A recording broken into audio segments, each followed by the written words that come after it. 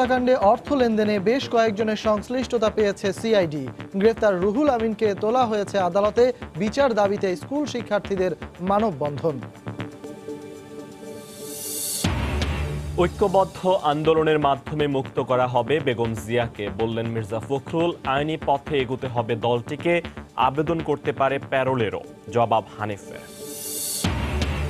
বঙ্গবন্ধুর নামে বৃত্তি প্রতিযোগিতার আয়োজন করে লাখ লাখ টাকা হাতিয়ে নেয়ার অভিযোগ, অনুসন্ধানে মিলল ভুয়া সংগঠন খুলে প্রতারণার প্রমাণ।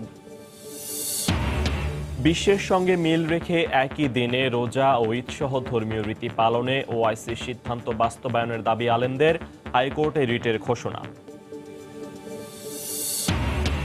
এবং তীব্র গরমে পর্যটন শহর কক্সবাজারে ডায়রিয়া সহ নানা রোগের প্রকোপ, সেবা দিতে নার্স ও চিকিৎসকদের হিমশিম, বাড়তি সতর্কতার পরামর্শ।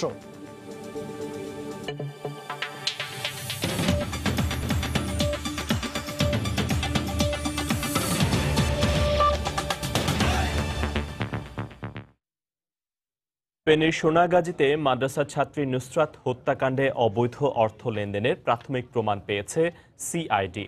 এছাড়া এ ঘটনায় বেশ কয়েকজনের সংশ্লিষ্টতা পাওয়া গেছে। সকালে সিআইডি কার্যালয়ে সংবাদ সম্মেলনে এ তথ্য জানানো হয়। এ ঘটনায় জড়িতদের দৃষ্টান্তমূলক শাস্তির দাবিতে ফেনী, নেত্রকোনা সহ দেশের বিভিন্ন স্থানে মানববন্ধন করা হয়েছে। এদিকে আসামি জুবায়েরের স্বীকারোক্তি অনুযায়ী ঘটনায় ব্যবহৃত একটি বোরকা উদ্ধার করেছে পিবিআই। মাদ্রাসা ছাত্রী নুসরাত হত্যাকাণ্ডের পরপরই বিভিন্ন গণমাধ্যমে এই হত্যাকাণ্ডে অর্থ লেনদেনের বিষয়টি প্রকাশ পায়। এর সূত্র ধরেই বিষয়টি তদন্তের সিদ্ধান্ত নেয় সিআইডি। প্রাথমিক তদন্তে হত্যাকাণ্ডে অর্থ লেনদেন এবং এর সাথে বেশ কয়েকজনের সম্পৃক্ততার তথ্য পায় সিআইডি। শনিবার সকালে সিআইডি কার্যালয়ে এক সংবাদ সম্মেলনে সিআইডি বিশেষ পুলিশ সুপার মোল্লা নজরুল ইসলাম জানান, এই ঘটনায় সম্পৃক্ত কাউকেই ছাড় দেওয়া হবে না। আমরা জানতে পেরেছি যে এখানে এই হত্যাকাণ্ডকে ঘিরে অনেকে এই টাকা ইনভেস্ট করেছে। কেউ কেরোসিন কিনে দিয়েছে, কেউ বোরকা কিনে দিয়েছে, কেউ বা এই ঘটনাকে ভিন্ন খাতে নেওয়ার জন্য টাকা পয়সা ইনভেস্ট করেছে। এখানে অবৈধ টাকা লেনদেন হয়েছে কিনা এ বিষয়গুলো আমরা খতিয়ে দেখছি। এদিকে নুসরাত হত্যাকাণ্ডের বিচার দাবিতে ফেনীতে মানববন্ধন করা হয়। সড়কের দুধারে প্রায় 1 কিলোমিটার জুড়ে সারিবদ্ধভাবে দাঁড়িয়ে নুসরাত হত্যাকারীদের দৃষ্টান্তমূলক শাস্তির দাবিতে নানা স্লোগান দেয় মানববন্ধনে অংশ নেওয়া বিভিন্ন সামাজিক ও সাংস্কৃতিক সংগঠনের নেতাকর্মীরা। এছাড়া ফেনীর ট্রাক রোড থেকে ফেনী সেন্ট্রাল হাই স্কুলের শিক্ষক ও শিক্ষার্থীরা একটি বিক্ষোভ মিছিল বের করে। এ সময় তারা এই হত্যাকাণ্ডের সাথে জড়িতদের দ্রুত বিচার দাবি করেন। সরকারের কাছে আমাদের একটাই অনুরোধ যে ওনারা কঠোরভাবে ওনাদের যেন শাস্তি দেয়, একজনের দেখা অন্যজন যেন এরকম কাজ না করতে পারে। এই হত্যাকাণ্ডে যদি বিচার না হয় তাহলে আমরা কিভাবে শিক্ষা প্রতিষ্ঠানকে নিরাপদ মনে করব? এই জঘন্য হত্যাকাণ্ডের সাথে যারা জড়িত তাদের যেন দৃষ্টান্তমূলক শাস্তি হয়। একই দাবিতে নেত্রকোনা ও খাগড়াছড়িতে মানববন্ধন ও মৌন মিছিল অনুষ্ঠিত হয়। এদিকে রাজধানীর শাহবাগে বেশ কয়েকটি সামাজিক ও সাংস্কৃতিক সংগঠন মানববন্ধনে অংশ নিয়ে দ্রুততম সময়ে নুসরাত হত্যার বিচার দাবি করেন। শাহরিয়ার জামান দ্বীপ, সময় সংবাদ, ঢাকা।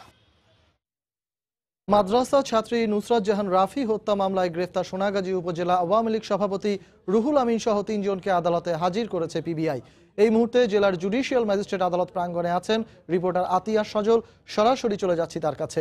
সজল, রিচার্ড, হ্যাঁ, আপনি যেমনটি বলছিলেন, কিছুক্ষণ এখান থেকে প্রায় ঘণ্টাখানেক আগে এই ফেনীর আদালতে নুসরাত হত্যাকাণ্ডের ঘটনার সাথে সম্পৃক্ত বলে 3 জনকে পিবিআই তদন্তকারী কর্মকর্তা রয়েছেন, তারা এই 3 জন আসামিকে আদালতে তুলেছেন।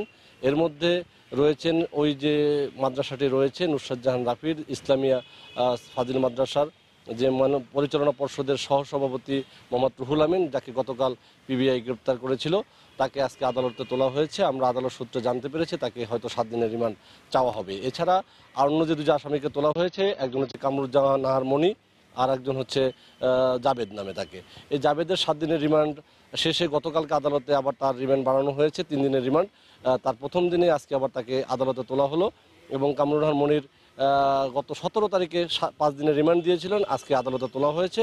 আমরা যতদূর জানতে পেরেছি আদালত সূত্রে হয়তো তারা এখানকার যে চিফ জুডিশিয়াল ম্যাজিস্ট্রেট আদালত রয়েছে শরাফুদ্দিন আহমেদের, ওখানে আজকে তারা স্বীকারোক্তিমূলক জবানবন্দি এই 2 আসামি দিতে পারে।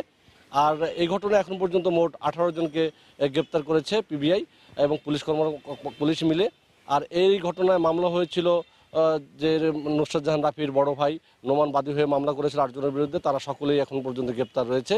আর এই ঘটনায় মোট যারা এখন পর্যন্ত আজকে যদি এই 2 জন স্বীকারোক্তিমূলক জবানবন্দি দেয়, এর আগে কিন্তু 5 জন নিজেদের দায় স্বীকার করে স্বীকারোক্তিমূলক জবান দিয়েছেন ফেনীর আদালতে। আজকে যদি এই 2 জন স্বীকারোক্তিমূলক জবানবন্দি দেয় তাহলে হবে 7 জন। আর অনেকেই গতকালকে পপিকেও 5 দিনের রিমান্ড দিয়েছে, তার এক সহপাঠী। সব মিলিয়ে যে এই মামলার যে কার্যক্রম চলছে, আজকে এই জাবেদের দেওয়া স্বীকারোক্তিমূলক পিবিআই সোনাগাজীর একটি খাল থেকে এই হত্যাকাণ্ডে ব্যবহৃত একটি বোরকা উদ্ধার করেছে বলে আমাদেরকে নিশ্চিত করেছেন। আর সব মিলে আমরা যেটা বলতে পারি, এই ঘটনায় যে 6 তারিখে তার গায়ে আগুন লাগানোর পর থেকে পুরো ফেনী জেলা একটা উত্তাল ছিল, এবং আজকেও এই ঘটনার সাথে জড়িতদের দাবিতে, বিচারের দাবিতে মানববন্ধন হয়েছে, বিক্ষোভ হয়েছে, বিভিন্ন কর্মসূচি পালিত হচ্ছে, এবং তারা দাবি করেছেন এই ঘটনার জন্য দ্রুত এবং দৃষ্টান্তমূলক শাস্তি হয়। এই ছিল এখানকার সর্বশেষ অবস্থা। রিচার্ড। ফেনীর জুডিশিয়াল আদালত প্রাঙ্গণ থেকে আমাদেরকে জানাচ্ছিলেন সহকর্মী আতিয়া সজল। নুসরাত রাফি সহ এ ধরনের হত্যাকাণ্ডে জড়িতদের সর্বোচ্চ শাস্তি নিশ্চিতে বিচার কার্যক্রম দ্রুত বিচার ট্রাইব্যুনালে পরিচালনার আহ্বান জানিয়েছেন আওয়ামী লীগের উপদেষ্টা পরিষদের সদস্য তোফায়েল আহমেদ। দুপুরে ভোলার ইলিশায় এক মতবিনিময় সভায় বক্তব্য রাখেন তিনি। বর্তমানে সমাজে অবক্ষয় হয়েছে। রাস্তাঘাটে মেয়েরা স্কুলে গেলে তাদেরকে যৌন হয়রানি করার চেষ্টা করে।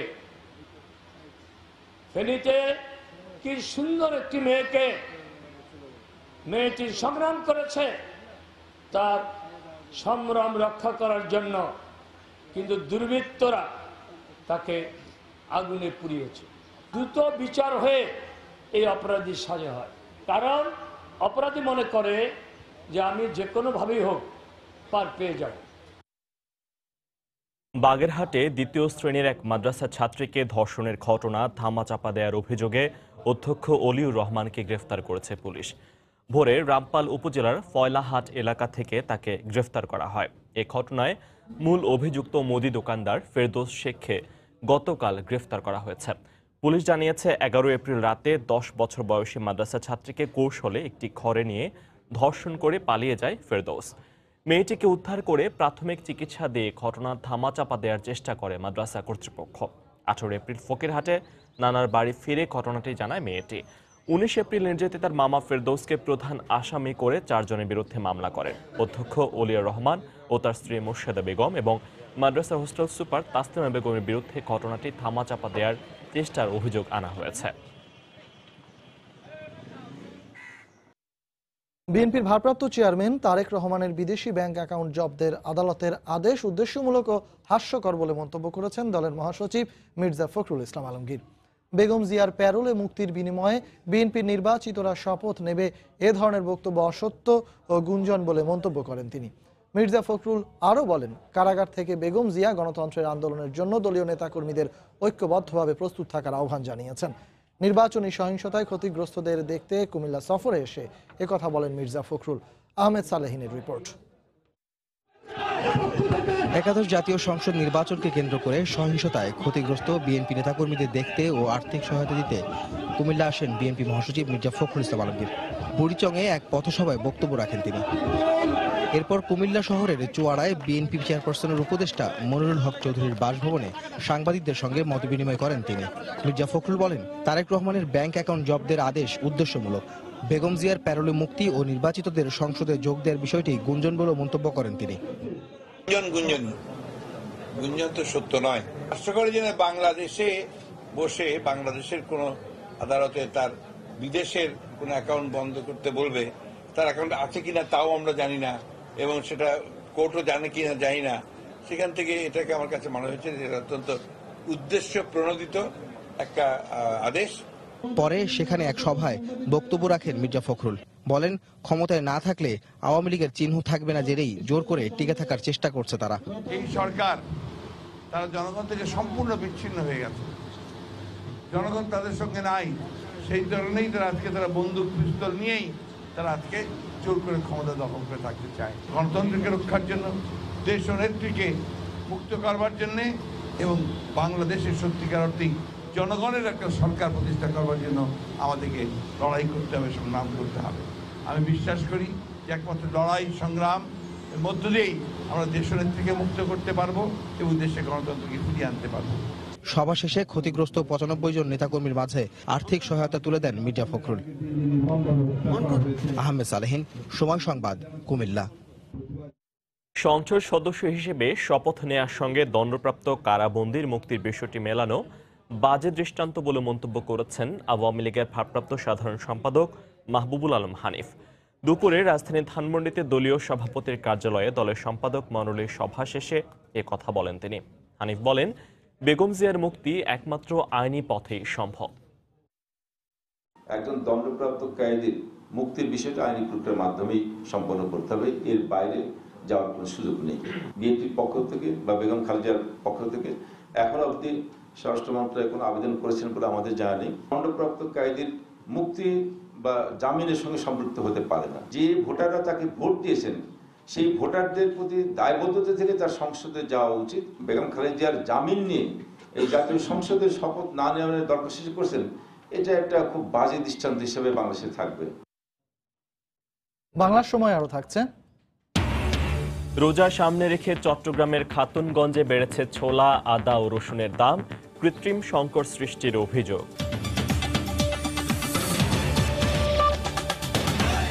বঙ্গবন্ধুর নামে বৃত্তি প্রতিযোগিতা আয়োজন করে লাখ লাখ টাকা হাতিয়ে নেওয়ার অভিযোগ উঠেছে। নিয়ম অনুযায়ী জাতির জনক বঙ্গবন্ধু শেখ মুজিবুর রহমান মেমোরিয়াল ট্রাস্টের কোনো অনুমোদন নেওয়া হয়নি। শিক্ষা উপমন্ত্রী জানিয়েছেন, বঙ্গবন্ধু থিম ও থিঙ্ক পার্ক নামের সংগঠনটির বিরুদ্ধে আইনগত পদক্ষেপ নেবেন তারা। সাইদুল ইসলামের ছবিতে আতিকুর রহমান তমালের অনুসন্ধান। যেহেতু আয়োজনটা বঙ্গবন্ধুর নামে, তাই ক্যামেরার সামনে অভিযোগ জানাতে রাজি নন স্কুলের শিক্ষক ও অভিভাবকেরা। বারবার আরো 300-400 টাকা খরচ করাইলো, অ্যাকাউন্ট খোলাইলো, ছবি তুললো। এই 1 বছর গিয়ে আবার এই যে 1.5 বছর করে আছে, তো টাকা তো দেওয়ার খবরই নাই। ঘটনা গত বছরের শুরুর দিকের। বঙ্গবন্ধু থিম ও থিঙ্ক পার্ক নামের সংগঠনটি রাজধানীর বিভিন্ন স্কুলে গিয়ে শিক্ষার্থীদের কাছে 100 টাকার বিনিময়ে একটি ফর্ম বিতরণ করে। এতে বঙ্গবন্ধুকে নিয়ে 25টি প্রশ্নের উত্তর করতে বলা হয়। শুধু ধানমন্ডি কামরুনেসা বিদ্যালয়েই ফর্ম ও নিবন্ধন ফির নামে তোলা হয় প্রায় 1 লাখ টাকা। গত বছরের জুন থেকে 5 ক্যাটাগরিতে বৃত্তি দেওয়ার কথা ছিল, কিন্তু টাকা মেলেনি আজও। দিয়েছে কাউকে দিয়েছে? টাকা মিলবে কবে সেটি জানতে আমাদের অনুরোধে ফর্মে থাকা নাম্বারগুলোতে ফোন করেন স্কুলের শিক্ষকেরা, কিন্তু সেই পুরনো টালবাহানা। সব বাচ্চারা ফর্ম কিনছে, আপনি তো টাকাটা দিতে হবে ভাই। কামরুনেসা ছাড়াও ধানমন্ডি, আজিমপুর ও তেজগাঁওয়ের 3টি বালিকা বিদ্যালয়, শেখ জামাল, নাখালপাড়া, KM বশির, নবকুমার সহ 12টি স্কুলে চালানো হয় তথাকথিত এই বৃত্তি প্রতিযোগিতা। এসব অভিযোগ নিয়ে ফর্মে থাকা ঠিকানা ধরে কথিত ওই থিম পার্কের সন্ধানে গাজীপুরের কালীগঞ্জে যাই আমরা। সংগঠনের নেপথ্যে রয়েছেন এই 2 নারী। তাদের দাবি, তারা নিজেদের জমিতে পার্ক নির্মাণ করছেন এবং ট্রাস্টের সাবেক কোষাধ্যক্ষ এসবের অনুমতি দিয়েছেন। ইতিমধ্যেই 40টি স্কুলে চালানো এই কার্যক্রম পর্যায়ক্রমে দেশের সকল স্কুলে চালানোর আশা করেন তারা। আমরা বিভিন্ন স্কুলে কিন্তু বৃত্তি দিচ্ছি। বঙ্গবন্ধু ট্রাস্টের বা সরকারের অনুমতি লাগে? সরকারের অনুমতি না, ট্রাস্টের অনুমতি লাগে। হ্যাঁ, সেক্ষেত্রে অবশ্যই আমরা অনুমতি নিচ্ছি। আমরা একটা স্কুল থেকে নিয়ে এই স্কুলে দিই, এইভাবেই এখন চলতেছি। যদিও বঙ্গবন্ধু ট্রাস্ট লিখিতভাবে জানিয়েছে সংগঠনটির অনুমতি নেই, অনুমতি প্রদানের কোনো এখতিয়ার নেই কোষাধ্যক্ষেরও। সাবেক কোষাধ্যক্ষ AM রফিক যেহেতু মারা গেছেন, তাই তার স্বাক্ষর জাল করা হয়েছে কিনা সেটি নিয়েও সন্দেহ জানায় ট্রাস্ট। সব শুনে শিক্ষা উপমন্ত্রী জানিয়েছেন, এ ধরনের কর্মকাণ্ড বন্ধে দেশের সকল স্কুলকে নোটিশ দিয়ে সতর্ক করবেন তারা। এখানে যদি দেখা যায় কেউ অর্থ লোপাট করেছে, অর্থ নিয়েছে, সেই অর্থ ফেরত দিতে হবে। অর্থ যদি ফেরত দেওয়া না হয়ে থাকে, তখন কিন্তু সেটা ফৌজদারি অপরাধ হিসেবে দণ্ডবিধির প্রচলিত বিধান অনুসারে আমরা ব্যবস্থা নেব। সংশ্লিষ্টরা বলছেন, বঙ্গবন্ধুকে নিয়ে অনেক আবেগ ও ভালোবাসা রয়েছে এই জাতির। সেই আবেগকে নিয়ে কেউ যাতে অন্যায় সুবিধা আদায় করতে না পারে, সেটি দেখার দায়িত্ব রাষ্ট্র, জনগণ সকলের। আতিকুর রহমান তামাল, সময় সংবাদ, ঢাকা। পরীক্ষার প্রশ্নপত্রে পর্নোতারকার নাম থাকার ঘটনায় কোনো ষড়যন্ত্র আছে কিনা তা খতিয়ে দেখা হচ্ছে বলে জানিয়েছেন শিক্ষা উপমন্ত্রী মহিবুল হাসান চৌধুরী নওফেল। দুপুরে চট্টগ্রামে এক আলোচনা সভা শেষে কথা বলেন তিনি। প্রশ্নপত্রে অপ্রাসঙ্গিক বিষয় যোগ করা সংশ্লিষ্ট শিক্ষকের নৈতিকতা ও বিবেচনাকে প্রশ্নবিদ্ধ করেছে বলেও মন্তব্য করেন তিনি।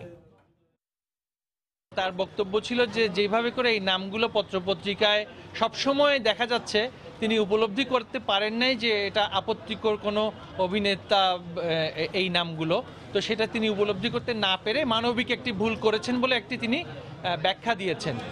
আমরা এখানে মনে করছি না কোনো সুনির্দিষ্টভাবে কোনো ষড়যন্ত্র করা হয়েছে, আপাত দৃষ্টিতে সেটা মনে হচ্ছে না, তবে এটা হতেও পারে। ডিটেলস তদন্ত না করা ছাড়া বলা যাবে না, তবে এটা আসলেই প্রশ্নবিদ্ধ করেছে আমাদের যে শিক্ষকের তার চিন্তা চেতনা এবং নৈতিকতা ইত্যাদি বিষয়ে আমাদের সেটা প্রশ্নবিদ্ধ হয়েছে।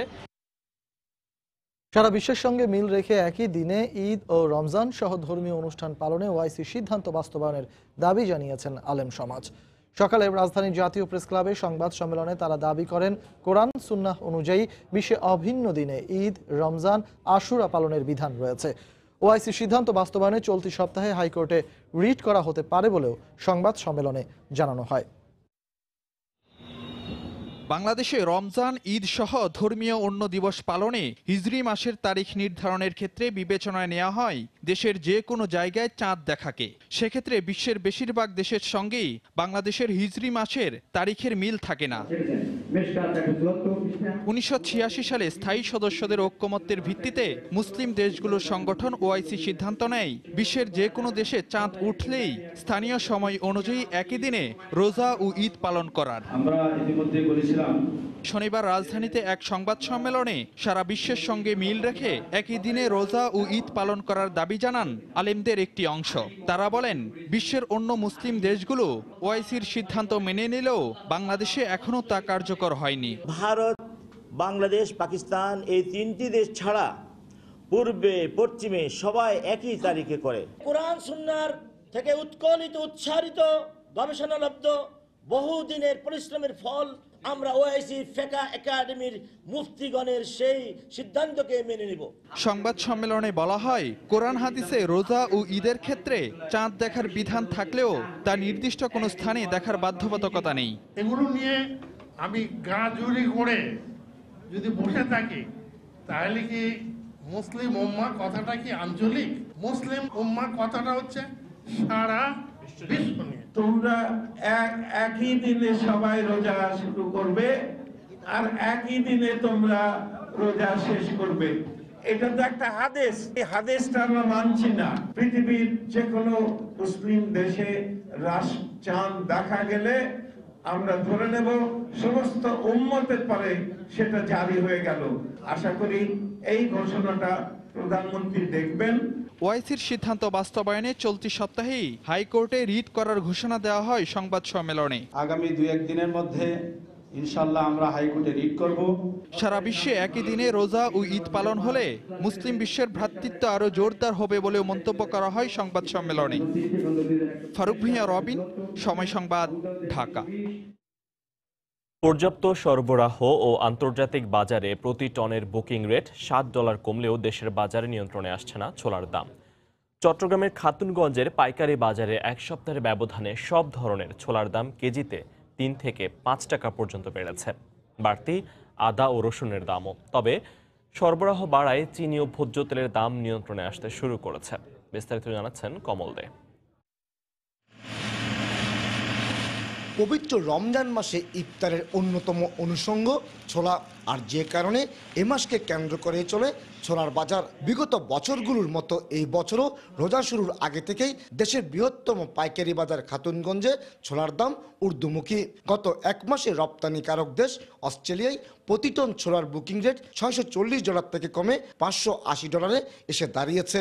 কিন্তু কৃত্রিম সংকটের কারণে এক সপ্তাহে প্রতি কেজি ছোলার দাম 5 টাকা করে বেড়ে গেছে। ছোলা চাহিদার তুলনায় প্রচুর সরবরাহ আছে, তারপরও বাজারটা আপনার 5 থেকে 6 টাকা করে কেজিতে বেড়ে গেছে। সরবরাহ ঘাটতির অজুহাত দেখিয়ে কেজি প্রতি 5 টাকা বাড়ায় আদা 70 টাকা এবং রসুন 90 টাকা দরে বিক্রি হচ্ছে। তবে সাধারণ মানে পেঁয়াজের দাম এই সপ্তাহে কেজিতে 1 টাকা কমেছে।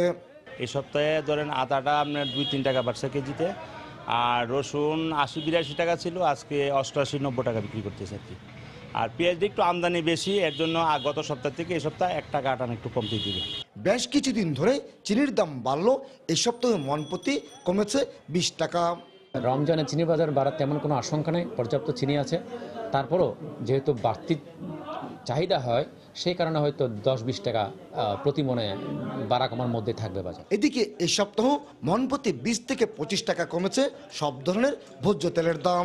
লিটার প্রতি 8 আনা করে, কেজি প্রতি পাম অয়েল, সুপার, সয়াবিন সব কিছু তো কমেছে। আন্তর্জাতিক বাজার কম এবং সরবরাহ প্রচুর আছে, যার বিদায় বাজার কমতির দিকে। পবিত্র রমজানকে সামনে রেখে চট্টগ্রামের পাইকারি ভোগ্যপণ্যের বাজারে বর্তমানে প্রতিদিন 1 থেকে 150 কোটি টাকার অতিরিক্ত পণ্য বিক্রি হচ্ছে। পাইকারি পর্যায়ে ভোগ্যপণ্যের দাম বাড়ানোর ক্ষেত্রে একের পর এক যুক্ত হচ্ছে অজুহাত। প্রথমে বলা হয়েছিল সরবরাহ ঘাটতি, সেটিও কেটে গেছে। এরপর বলা হয়েছে পয়লা বৈশাখে চাহিদা, তাও কাটলো।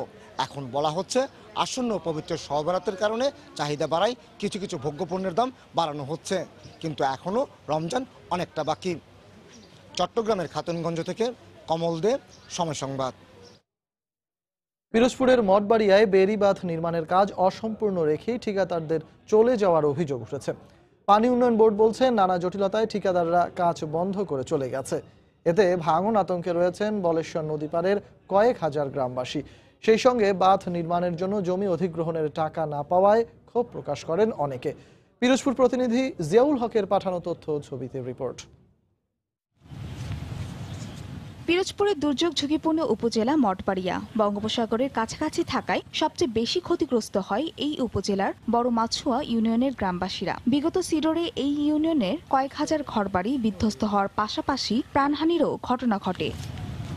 নদীপাড়ের অসহায় এসব মানুষের কথা বিবেচনা করে 2015 সালের জুন মাসে খেতাচিরা, কচুবাড়িয়া এবং বড় মাছুয়া ভোলমারা পর্যন্ত বেড়িবাঁধ নির্মাণের উদ্যোগ নেয় সরকার, কিন্তু কয়েক মাস আগে কাজ অসম্পূর্ণ রেখেই ঠিকাদারদের চলে যাওয়ার অভিযোগ ওঠে।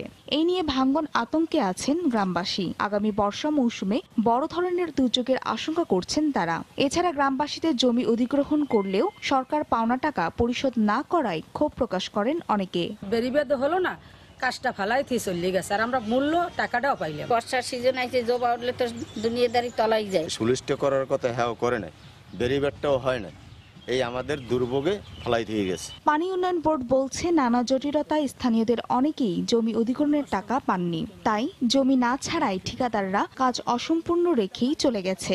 আজ পর্যন্ত জমিগুলো সম্পূর্ণভাবে আমাদের অধিগ্রহণ এবং হস্তান্তর না হয় অন্য কোনো কাজও করতে পারতেছি।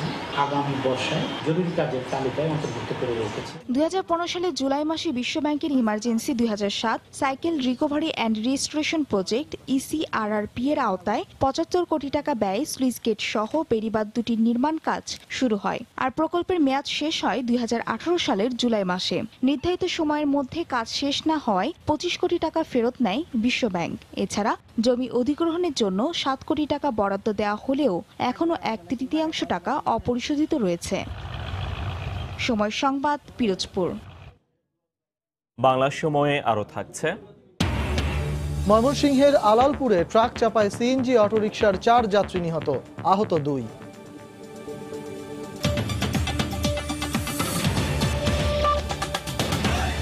গরমের তীব্রতা বাড়ার সঙ্গে সঙ্গে পর্যটন শহর কক্সবাজারের হাসপাতালগুলোতে বাড়ছে রোগের সংখ্যা। ডায়রিয়া, ভাইরাস, জ্বর ও শ্বাসকষ্টজনিত বিভিন্ন রোগে আক্রান্ত হয়ে স্বাভাবিকের চেয়ে বেশি রোগী ভর্তি হয়েছেন কক্সবাজার সদর হাসপাতালে। অতিরিক্ত রোগী সামাল দিতে হিমশিম খেতে হচ্ছে চিকিৎসক ও নার্সদের। আর সতর্ক থাকার পাশাপাশি শিশুদের অসুস্থতায় ডাক্তারদের পরামর্শ নেওয়ার কথা জানিয়েছেন বিশেষজ্ঞ চিকিৎসক। সুজউদ্দিন রুবেলের তথ্য, মোহাম্মদ ফরাজের ছবি নিয়ে রিপোর্ট। গরমের সাথে পাল্লা দিয়ে কক্সবাজারে বাড়ছে ডায়রিয়া, ভাইরাস জ্বর ও শ্বাসকষ্টজনিত বিভিন্ন রোগে আক্রান্ত রোগীর সংখ্যা। গত 2 দিন ধরে স্বাভাবিক সময়ের চেয়ে দ্বিগুণের বেশি রোগী ভর্তি হয়েছে কক্সবাজার সদর হাসপাতালে। সিট না পেয়ে মেঝেতে শুয়ে চিকিৎসা নিচ্ছেন রোগীরা। স্বাভাবিক সময়ে ডায়রিয়া ওয়ার্ডে 20 জন রোগী ভর্তি হলেও বর্তমানে তা দাঁড়িয়েছে 50 জনে। এছাড়াও নারী ও শিশু ওয়ার্ডে ভাইরাসজনিত রোগে ভর্তি হয়েছে দ্বিগুণের চেয়ে বেশি রোগী। কালকে একটার পর থেকে অদ্যবধি কোনো ওষুধ পাই নাই, কোনো ডাক্তার দেখা নাই, কোনো নার্সও দেখে নাই। মাথা ব্যথা নিয়ে বেশি কষ্টে আছে, তারা বললে আর কেউ গুরুত্ব দেয় না। এদিকে স্বল্প সংখ্যক জনবল নিয়ে অতিরিক্ত রোগী সামাল দিতে হিমশিম খেতে হচ্ছে চিকিৎসকদের। জনবল কমের কারণে আমরা ঠিকমতো স্বাস্থ্যসেবা দিতে পারি না। ডায়রিয়া, ভাইরাস জ্বর এবং রিলেটেড সংক্রামক ব্যাধি পরিমাণ বৃদ্ধি পেয়েছে। এই অবস্থায় তীব্র গরমে এসব রোগে আক্রান্ত হওয়া থেকে রক্ষা পেতে নানা পরামর্শ দিয়েছেন এই চিকিৎসক। বাইরে থেকে আসলে একটু ফ্যান দিয়ে আপাতত নর্মাল টেম্পারেচার বলবে, তারপরে এসি রুমে ঢুকবে, অথবা ওই রুমে হঠাৎ করে আইসক্রিম খাবে না আর কি, একটু পরে খাবে, ওইরকম করতে হবে। তারপরে ওই খাওয়ার আগে আমরা যেটা কমনলি সেটা হচ্ছে হাত ধোয়া অভ্যাসটা করতে হবে। 250 শয্যা বিশিষ্ট কক্সবাজার জেলা সদর হাসপাতালে গত দুদিনে ভর্তি হয়েছে 575 জন রোগী, আর জরুরি বিভাগ ও আউটডোরে চিকিৎসা দেওয়া হয়েছে 1,500-এর বেশি রোগীকে। সময় সংবাদ, কক্সবাজার। এদিকে ঝালকাঠিতে বৈশাখের তীব্র তাপদাহে অসহনীয় হয়ে উঠেছে জনজীবন। প্রচণ্ড গরমে ডায়রিয়া, ভাইরাস জ্বর ও শ্বাসকষ্টজনিত বিভিন্ন রোগে আক্রান্তের সংখ্যা বাড়ছে। সদর হাসপাতাল কর্তৃপক্ষ জানায়, গত কয়েকদিন ধরে গরমজনিত নানা রোগে আক্রান্ত হয়ে স্বাভাবিকের চেয়ে দ্বিগুণ রোগী হাসপাতালে ভর্তি হয়েছেন। এদের মধ্যে শিশু ও বৃদ্ধের সংখ্যা বেশি। তাই 2 সপ্তাহে শুধু ডায়রিয়া আক্রান্ত হয়ে 620 জন রোগী ভর্তি হয়েছেন। সদর হাসপাতালে পর্যাপ্ত বেড না থাকায় মেঝেতে রেখে রোগীদের চিকিৎসা দেয়া হচ্ছে। অতিরিক্ত রোগী সামাল দিতে হিমশিম খেতে হচ্ছে নার্স ও চিকিৎসকদের। জরুরি বিভাগ ও বহির্বিভাগে চিকিৎসা প্রতিদিন শতাধিক রোগীকে চিকিৎসা দেয়া হয়।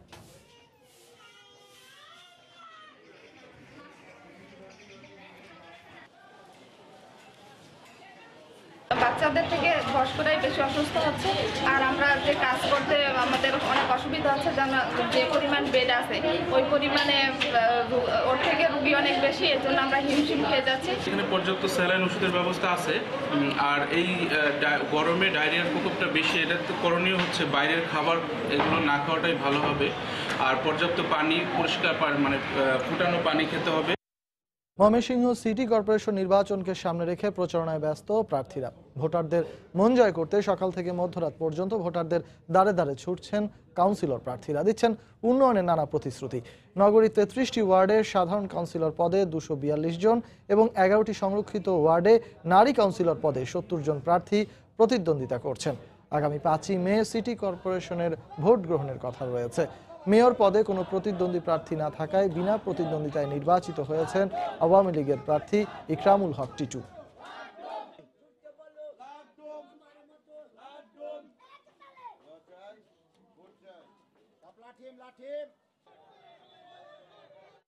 সিটি কর্পোরেশন নির্বাচন ঘিরে সাধারণ মানুষের উন্নয়ন প্রত্যাশা নিয়ে আলোচনার জন্য নগরীর টাউন হল এলাকা থেকে যুক্ত হচ্ছেন সহকর্মী হারুনুর রশিদ।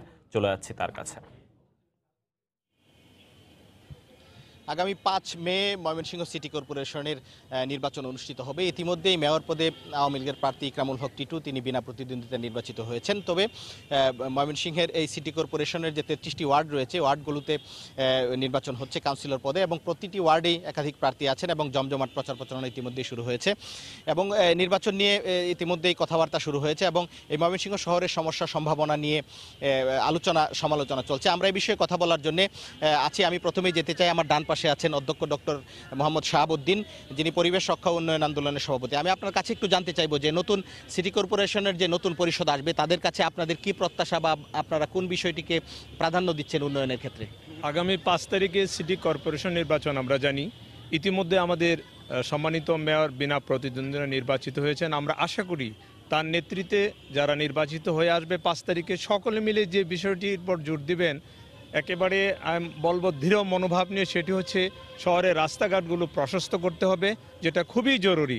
আরেকটি বিষয় যে আমাদের যে যানজটের অবস্থা, বিশেষ করে রিক্সা, অটোরিক্সা, ইজি বাইক, এগুলোর পরিবর্তে আমাদের যদি সিটি সার্ভিস চালু করা হয় তাহলেও আমাদের জন্য যথেষ্ট সহায়ক হবে। আর একটি বিষয় দীর্ঘদিন যাবৎ আমরা আবেদন জানিয়ে আসছি, সেটি হচ্ছে যে আমাদের যে রেল লাইন আছে শহরের ভিতর দিয়ে, সেটি যদি অন্যত্র সরানো যায় তাহলে হয়তো যানজট আরও কমে যাবে, যেটা খুবই প্রয়োজন। আরেকটি ব্যাপার, আমাদের পাশে ব্রহ্মপুত্র নদ আছে, যেটি খননের জন্য আমরা দীর্ঘদিন যাবৎ দাবি জানিয়ে আসছি। ইতিমধ্যে সেটা টেন্ডার হয়েছে। আমরা আশা করি যথাযথ কর্তৃপক্ষ মনিটরিংয়ের মাধ্যমে এই নদী খনন করবেন। আর শহর পরিষ্কার পরিচ্ছন্নের ব্যাপারেও আমাদের যে টিম আসতেছে, আমাদের সম্মানিত মেয়র জনাব ইকরামুল হক টিটুর নেতৃত্বে তিনি এই শহরটিকে পরিচ্ছন্ন করার জন্য যথাযথ ব্যবস্থা গ্রহণ করবেন। ধন্যবাদ। আমি একটু যেতে চাই, আমার ডান পাশে আছেন একজন নারী উদ্যোক্তা, উইমেন চেম্বার অফ কমার্স বাংলাদেশের ময়মনসিংহ বিভাগের সমন্বয়কারী আইনুন নাহার। আমি একটু আপনার কাছে জানতে চাইবো যে এই যে নতুন পরিষদ যেটি 5 তারিখ নির্বাচিত হবে, মেয়র নির্বাচিত হয়ে গেছে ইতিমধ্যেই, তারা আসলে নারী উদ্যোক্তাদের ক্ষেত্রে বা নারী সমাজের উন্নয়নে কি কাজ করতে পারেন? ধন্যবাদ ভাইয়া। আসলে আমি বলতে চাই যে নবনির্বাচিত যে মেয়র আমাদের সিটি কর্পোরেশনের, বিনা প্রতিদ্বন্দ্বিতায় উনি সকলের জনপ্রিয়তায় মেয়র নির্বাচিত হয়েছেন। তো আমি আসলে দেখেছি যে মাননীয় প্রধানমন্ত্রী যে নারীদেরকে এগিয়ে দেওয়ার অথবা নারী বান্ধব দেশ গড়ে তুলেছেন, সেখানে আমাদের যে মেয়র মহোদয় উনি সকল সময় আমাদেরকে সহযোগিতা করে গেছেন এবং এগিয়ে দেওয়ার চেষ্টা করেছেন। তো আমরা এখন আরও বেশি আশা করি যে ওনার কাছে যে আমরা নারীরা যেসব জায়গায় সমস্যাগ্রস্ত আছি অথবা নারী উদ্যোক্তারা যে জায়গায় বাধাগ্রস্ত আছি, যে নারী উদ্যোক্তা এখন ময়মনসিংহে অনেক এগিয়ে সারা বাংলাদেশে তুলনামূলকভাবে। সেই ক্ষেত্রে আমরা দেখছি যে ব্যাংকগুলোতে বিভিন্ন সময় আমরা হয়রানি হচ্ছি। সেই জায়গাটাতে আমাদের মেয়র মহোদয়ের কাছে আমরা আশা করব যে আমরা ওপেনলি যদি আমরা এই সমস্যাগুলি কোথাও বলতে যাই, সেখানে দেখা যায় যে আমরা একজন নারী কালার হয়ে যাচ্ছি অথবা সেই নারীটা আর কোথাও সহযোগিতা পাচ্ছে না। এই জন্য যদি এরকম কোনো অভিযোগ বক্স থাকে যেখানে আমরা নারীরা প্রত্যেকেই যেখানে যে ধরনের হয়রানি হচ্ছে কাজের ক্ষেত্রে, সেই আমরা অভিযোগ বক্সে যদি আমরা অভিযোগটা দিতে পারি, সেটা সেইভাবে যদি উনি আমাদেরকে সহযোগিতা করেন। তো আরেকটা বিষয় বলবো যে নারীরা আমরা অনেক উদ্যোক্তা তৈরি হয়েছি, বাট আমাদের যে মার্কেটিংয়ের সুযোগ সেটা একেবারেই কম সেই তুলনায়। তো আমরা চাই যে ময়মনসিংহ বিভাগে একটা যদি নারীদের জন্য শুধু সেল সেন্টার যদি এরকম একটা সহযোগিতা করা হয়, তাহলে নারীদের যে উদ্যোক্তা তৈরি হওয়া অথবা নারীরা যে কর্মমুখী হওয়া, এটা আমার মনে হয় যে এগিয়ে যাবে ধারাবাহিকভাবে। ধন্যবাদ। আমি একটু কথা বলতে চাই, আমার সাথে আছেন দুর্গাবাড়ি ওষুধ ব্যবসায়ী সমিতির সভাপতি তৌহিদুজ্জামান ছোটন। আমি একটু জানতে চাই যে এই নতুন যে সিটি কর্পোরেশনের পরিষদ আসছে, আসলে ব্যবসায়ীদের জন্য তারা কি কাজ করতে পারে বা সামগ্রিকভাবে এই সিটি এলাকার উন্নয়নের জন্য কি পদক্ষেপ নেওয়া জরুরি বলে আপনি মনে করেন? আসলে যিনি বর্তমানে মেয়র নির্বাচিত হয়েছেন উনি আমাদের ব্যবসায়ী সমাজের প্রতিনিধি, উনি চেম্বার অফ কমার্সের সভাপতি ছিলেন। ওনার কাছে আমরা দাবি জানাতে চাই, যেহেতু উনি কমিশনার থেকে শুরু করে প্যানেল মেয়র, সর্বশেষ চেয়ারম্যান এবং সর্বশেষ প্রশাসক ছিলেন, ওনার দায়িত্ব নেওয়ার আগে উনি কাজটা শুরু করতে পারেন। উনি যেন পরিকল্পনা অনুযায়ী উনি সাহস নিয়ে যেন ময়মনসিংহের রাস্তাঘাটগুলো প্রশস্ত করার চেষ্টা করেন।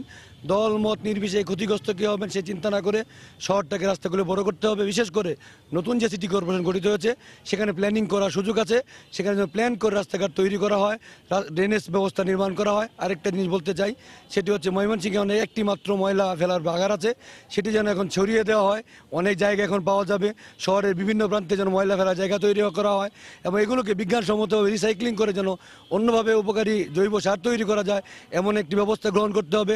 যানজট নিরসনের জন্য শহরের মোড়ে, কাজীজুলির মোড়, চরপাড়ার মোড় এবং ব্রিজ মোড়ে ছোট ছোট ফ্লাইওভার নির্মাণ করা যেতে পারবে। মেয়র মহোদয় আশা করি, যেহেতু উনি সর্বসমাজে জনপ্রিয় একজন মানুষ, দল মত নির্বিশেষে সবাই তাকে ভালোবাসেন, আশা করি উনি কঠোর হস্তে কোনো দিকে না চেয়ে শহরের উন্নতির দিকে চেয়ে ময়মনসিংহকে এগিয়ে অগ্রগতি নেওয়ার জন্য উনি কঠোরভাবে যানজট এবং আইনশৃঙ্খলা নিয়ন্ত্রণের জন্য ব্যবস্থা নেবেন। ওনার আমলে ময়মনসিংহে অনেক উন্নয়ন কাজ হয়েছে, উনি চেষ্টা করেছেন পানি উন্নয়নের, পানি নিষ্কাশনের জন্য ড্রেনেজ ব্যবস্থা তৈরি করার, সৌন্দর্যবোধন চেষ্টা করেছেন, জয়নগর পার্কটি গড়ে তুলেছেন। আমরা আশা করি উনি বিশ্বের বিভিন্ন দেশ ভ্রমণ করেছেন, ময়মনসিংহ সিটি কর্পোরেশনকে একটি মডেল শহর হিসেবে উনি গড়ে তুলবেন। ওনার কাছে আমরা প্রার্থনা করি। ধন্যবাদ। আমরা কথা বলছিলাম তিনজন বিশিষ্ট ব্যক্তির সাথে, তারা বলছিলেন যে নতুন যে সিটি কর্পোরেশনের পরিষদ আসবে, সেই পরিষদ দলমত নির্বিশেষে বা কোনো ভয়ভীতির ঊর্ধ্বে থেকে শহরের রাস্তাঘাটগুলোকে প্রশস্ত করবেন এবং শহরের উন্নয়নে তারা কঠোর সিদ্ধান্ত নিতেও পিছপা হবেন না। এই ছিল আমার কাছে আজকের এই আড্ডার সর্বশেষ। ময়মনসিংহের আলালপুরে ট্রাক চাপায় সিএনজি অটোরিকশার 4 যাত্রী নিহত হয়েছেন। আহত হয়েছেন আরও 2 জন। নিহতদের মধ্যে এক মুক্তিযোদ্ধা ও তার স্ত্রী রয়েছেন। এছাড়া নিহত অন্য 2 জন সম্পর্কে ভাই বলে জানা গেছে। আহতদের ময়মনসিংহ মেডিকেল কলেজ হাসপাতালে ভর্তি করা হয়েছে। ঘাতক ট্রাক চালক ও হেলপারকে ধরতে অভিযান চলছে বলে জানিয়েছে পুলিশ। শনিবার দুপুরে পাটগুদাম থেকে 5 যাত্রী নিয়ে ফুলপুর যাচ্ছিল একটি সিএনজি অটোরিকশা। এ সময় ময়মনসিংহ শেরপুর সড়কের আলালপুরে বিপরীত দিক থেকে আসা দ্রুতগামী একটি ট্রাক নিয়ন্ত্রণ হারিয়ে অটোরিকশাটিকে চাপা দেয়। এতে ঘটনাস্থলেই অটোরিকশার যাত্রী মুক্তিযোদ্ধা মোস্তাফিজুর রহমান ও তার স্ত্রী রহিমা খাতুন সহ 4 জন নিহত হন। আহত হন আরও 2 জন। খবর পেয়ে পুলিশ ও ফায়ার সার্ভিসের কর্মীরা ঘটনাস্থলে গিয়ে আহতদের উদ্ধার করে ময়মনসিংহ মেডিকেল কলেজ হাসপাতালে ভর্তি করেন। ড্রাইভারটাই অতিরিক্ত বেশি রকম চালায় আসছে তো তাই এই দুর্ঘটনা হয়েছে। ট্রাকের তলে অটো এবং সিএনজি দুইটাই তলে ছিল, এই তলে চাকার তলে ভরে এই লোকগুলো আমার মরছে। সিএনজিতে প্যাসেঞ্জার ছিল 5 জন আর ড্রাইভার ছিল 1 জন, হিসেবে 6 জন। 6 জনের মধ্যে 4 জন স্পট ডেড আর 2 জন ময়মনসিংহ মেডিকেল হসপিটালে আছে। ট্রাকটি জব্দের কথা জানিয়ে চালক ও হেলপারকে ধরতে অভিযান চলছে বলে জানিয়েছে পুলিশ। ট্রাকের যে ড্রাইভার বা হেলপার এদেরকে আমরা সন্ধান করতেছি, এরাও সম্ভবত আহত হয়েছে যে দুর্ঘটনার অবস্থায়। নিহত মুক্তিযোদ্ধা দম্পতির বাড়ি তারাকান্দা উপজেলায়। এছাড়া শহীদুর আব্দুল কুদ্দুস ও আবু ইউনুস ফুলপুরের বাসিন্দা বলে জানা গেছে। হারুনুর রশিদ, সময় সংবাদ, ময়মনসিংহ। সিরাজগঞ্জে গুলিতে 1 জন নিহত হয়েছেন। পুলিশ বলছে বন্দুকযুদ্ধে নিহত ব্যক্তি মাদক ব্যবসায়ী। ঘটনাস্থল থেকে অস্ত্র, গুলি ও মাদকদ্রব্য উদ্ধার করা হয়েছে। পুলিশ জানায় মাদক বেচাকেনা হচ্ছে এমন তথ্যের ভিত্তিতে গত রাতে উল্লাপাড়ার কাউয়াক এলাকায় অভিযান চালানো হয়। এ সময় পুলিশের উপস্থিতি টের পেয়ে গুলি ছোঁড়ে দুর্বৃত্তরা। এতে পুলিশও পাল্টা গুলি ছুড়লে পালিয়ে যায় তারা। পরে ঘটনাস্থল থেকে গুলিবিদ্ধ অবস্থায় মোস্তফা কামাল নামে এক মাদক ব্যবসায়ীকে উদ্ধার করে সদর হাসপাতালে নেওয়া হলে তাকে মৃত ঘোষণা করেন চিকিৎসক। নিহত কামালের বিরুদ্ধে বিভিন্ন থানায় 11টি মামলা রয়েছে বলে জানিয়েছে পুলিশ। চাঁপাইনবাবগঞ্জে বিএসএফ এর গুলিতে এক বাংলাদেশির মৃত্যু হয়েছে। ভোরে শিবগঞ্জ উপজেলায় এ ঘটনা ঘটে। স্থানীয়রা জানান মাসুদপুর সীমান্ত এলাকায় গরু চড়াতে যান বিশু সহ কয়েকজন রাখাল। এ সময় ভারতের সভাপুর সীমান্তরক্ষী বাহিনী বিএসএফ তাদের লক্ষ্য করে গুলি ছোড়ে। এতে বিশু গুলিবিদ্ধ হলে তাকে গুরুতর অবস্থায় উদ্ধার করে বাংলাদেশ সীমান্তে আনে সঙ্গীরা। পরে তার মৃত্যু হলে লাশ ধান খেতে ফেলে পালিয়ে যায় তারা। খবর পেয়ে বিজিবি সদস্যরা ঘটনাস্থলে গিয়ে লাশ উদ্ধার করে সদর হাসপাতালে পাঠায়। এর আগে 2 এপ্রিল একই সীমান্ত এলাকায় বিএসএফ এর গুলিতে মিলন ও সেনারুল নামের 2 জন প্রাণ হারায়।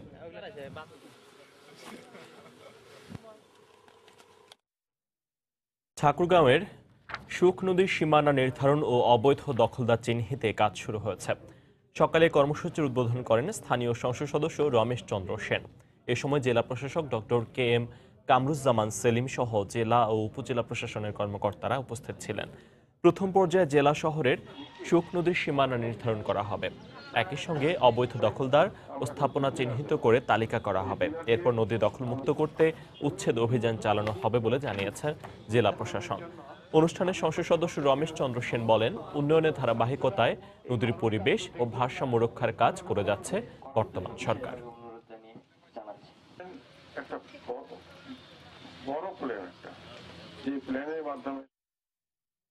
সাবমেরিন কেবলের মাধ্যমে বিদ্যুৎ যাচ্ছে শরীয়তপুরের দুর্গম চরাঞ্চলের 3টি ইউনিয়নে। বিদ্যুতের খবরে খুশির জোয়ারে ভাসছেন সেখানকার প্রায় 70,000 মানুষ। স্বপ্ন দেখছেন নতুন করে, ভাবতে শুরু করেছেন ডিজিটাল বাংলাদেশ নিয়ে। আগামী 2 মাসের মধ্যে বিদ্যুৎ সংযোগ দেওয়ার আশ্বাস স্থানীয় এমপির। শরীয়তপুরের চরাঞ্চল ঘুরে খলিলুর রহমানের তোলা ছবিতে আরো জানাচ্ছেন ওবায়দুল্লাহ মামুন। দূর থেকে দেখতে অনেকটা মরুভূমির মতো, চারদিক জলবেষ্টিত একটি জনপদ। 3টি ইউনিয়ন নিয়ে 100 বছরের চরাঞ্চল। শরীয়তপুরের 2টি থানার 3টি ইউনিয়ন কাছিকাটা, চর আত্রা ও নোয়াপাড়া, যা দুর্গম চর। রাজধানী থেকে খুব দূরে নয়, তবুও যুগের পর যুগ অবহেলিত ও উন্নয়ন বঞ্চিত এই চরবাসী, যেখানে উন্নয়নের কোনো ছোঁয়া লাগেনি। গ্রামকে শহরে রূপান্তর করতে দুর্গম অঞ্চলে সাবমেরিন কেবলের মাধ্যমে পৌঁছে যাচ্ছে বিদ্যুৎ। আর চরবাসীর জন্য এখন সবচেয়ে বড় সুখবর হচ্ছে এটি, চরে পৌঁছাবে বিদ্যুৎ, এটি তাদের কাছে স্বপ্ন। আগে ডাহাসর মাসে যেমন সুবিধা হয়েছে আমাদের এরকম সুবিধা হইব আর কি, কারণ মনে করেন নাইব। আমরা কখনো কল্পনা করিনি যে আমাদের চতুর্দিকে নদী, আমরা দ্বীপের মাঝখানে যে আমরা যে বিদ্যুৎ পাবো, আমরা স্বপ্নেও কল্পনা করিনি। চরের কিশোরীরা জানায়, বিদ্যুতের আলোয় তারাও আলোকিত হতে চায়, হয়ে উঠতে চায় আগামীর বাংলাদেশ। আমাদের দেশের মধ্যে কারণ হতেছে আমাদের পক্ষে অনেক ভালো হবে, উন্নত হবে, দেশে মানে ঘরে ঘরে বাতি জ্বলবে। আমরা কখনো ভাবিনি যে আমাদের এই দেশে কারেন্ট আসবে বা আমরা কখনো দেখতে পারবো। তাছাড়া ঘরে ঘরে অনেক শিশুদের লেখাপড়া হবে। স্থানীয় সংসদ সদস্য জানান, নির্বাচনী প্রতিশ্রুতি ও সরকারের লক্ষ্য বাস্তবায়নে চরাঞ্চলে বিদ্যুৎ। আগামী 3 বছরের মধ্যে এ চরাঞ্চলে ব্যাংক ও শিল্প কারখানা স্থাপনের কথাও জানান তিনি। চরাত্রা, নৌপাড়া, কাচিকাটা, জাজিরার চুবচর সহ শরীয়তপুরের যেই অঞ্চলগুলোতে স্বাভাবিক লাইন সংযোজন দেওয়া সম্ভব নয় সেগুলোতে বিদ্যুৎ নিয়ে আসব। ইতিমধ্যেই সাবস্টেশনেরও টেন্ডার হয়ে গিয়েছে, সাবমেরিন কেবলেরও টেন্ডার হয়ে গিয়েছে। আগামী 22 তারিখে ইনশাল্লাহ আনুষ্ঠানিকভাবে বোধন করব। আগামী 2 মাসের মধ্যে চরের কয়েক হাজার মানুষকে বিদ্যুতের আওতায় নিয়ে আসতে কাজ করছে মুন্সিগঞ্জ পল্লী বিদ্যুৎ সমিতি। 10 MVA একটা সাবস্টেশন করব, আর 1 কিলোমিটার আমরা সাবমেরিন কেবল দিয়ে পদ্মা নদী পারাপার করব। আমরা জুনে ওইটা কাজ কমপ্লিট করব। সাবস্টেশন কমপ্লিট করলে আমরা ওখানে বিদ্যুৎ দিতে পারবো।